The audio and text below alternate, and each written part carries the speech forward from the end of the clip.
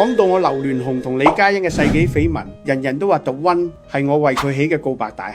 2006年嗰兩份全版生日廣告 Happy Birthday Michelle with Love The One 簡直被傳成香港富豪追女仔嘅教科書。今日我就索性將呢件事原本講清楚。首先講嗰兩份轟動全城嘅生日廣告。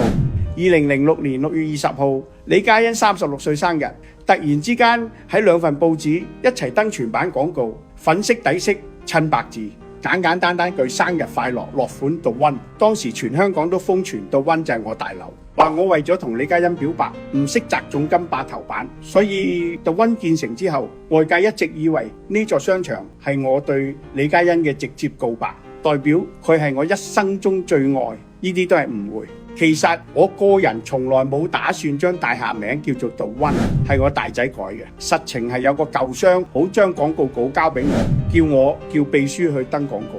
有啲人想揾冤大頭，整咗個全版廣告嘅陣仗嚟求我，叫秘書去登，我都會幫手㗎。結果個人成功咗啊，一個 The One 就搞掂，我都為佢開心。仲有唔點名講兩句，以前我某個女朋友兩姊妹合夥冇簽我個名，整咗份假文件去石油公司申請油卡，連一個月萬幾蚊嘅油費都貪。佢哋衰在被我財務部查到，我都冇去報警。如果我去報警，佢哋兩個實慘，分分鐘坐監。